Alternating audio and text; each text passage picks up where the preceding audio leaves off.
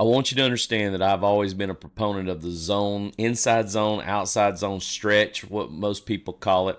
But the one thing that I feel like we've gotten away from because we're in gun so much, I say we, just college football in general has gone to the gun so much that we have lost the essence of being under center and allowing a running back to come straight downhill in the zone concept. I used to do it plenty of times running zone. We ran split. Fullback went one way, tailback went the other way, and you ran basically stretch zone or inside zone the same way that Coach Smart and Coach Bobo are running this against Texas. And this is something that you can inject into my veins.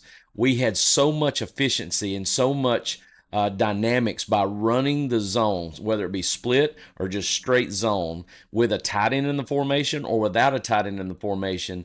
And you're going to see here, I'm going to break down the play basically for you on this one play, and then I'm going to show you a series of 5 plays where we're running it out of the same formation or either a minor adjustment without the tight end, but you have either a split coming across, either in Delp or Lucky, and 9 times out of 10, they didn't even have to block the backside to this, because the guy that was the read key was running upfield to the quarterback. I saw it so many times, and funny enough, I've only got 5 plays on here. There's 3 other ones that hit just as well as these 5 that I'm about to show you right here.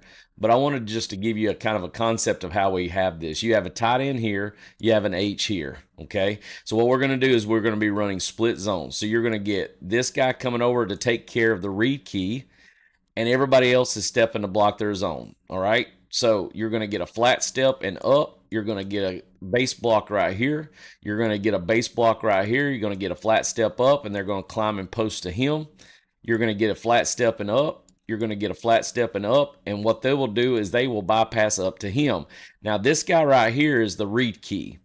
What they will have out of this from Dylan Bell being so tight, I would almost assume we're probably going to get jet motion, which is what we got out of it, because the sequences look so good when you have to take the idea that there possibly could be a jet sweep coming here, and you got all of your motion from your offensive line stepping this direction, except for your backside guy who's coming across to block the split on the other side who you're reading. And I want you to watch how this is set up. You're going to see as I play it, everybody watch the linebacker flow off of this, especially with a jet. Everybody is moving in that direction. The quarterback is going to reverse out. And what they have actually taught, I guess, their backside in, instead of squeezing to the upfield shoulder of your quarterback working through the mesh point, man, they're just running upfield. So what ends up happening a lot of the times, there was 2 plays specifically where Delp ends up chasing him back here almost to try to block him, because he's worried about him hitting his quarterback, where he really should be hitting him right there, because this guy should be squeezing the down, all right, and making him actually block him right there. But it's just like in high school football. You have a guy that runs upfield. When he gets the football, you've got an automatic cut lane right there.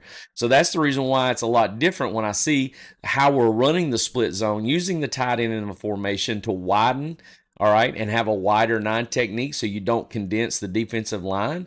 And now all of a sudden that opens up your running lanes for your running back. And guys, I can't tell you how important it is that when Nate comes downhill, now granted, I've got these in 80% speed laps, so you're not seeing it at full speed, but I'm telling you, when Nate's getting the football right there, he's full speed, because he's already run downhill 2.5, 3 yards to get to the mesh point to take it from Gunner Stockton. That's the reason why I feel like being in this actual formation at tailback depth, the good old tailback depth from the I formation, helps Nate tremendously. That is the reason why we're beginning to see an increase in what he does. And I'm telling you right now, this has been a true dynamic transition for him at the running back position. There's no doubt about it. Whether it's Chauncey back there or Nate, I think Nate has been influenced by this formation more than Chauncey has. I know Chauncey had limited rush opportunities due to getting kind of kicked around a little bruised up. So Nate had to take on the mainframe of the rush attempts. And I think this is the reason why we're seeing the success we saw,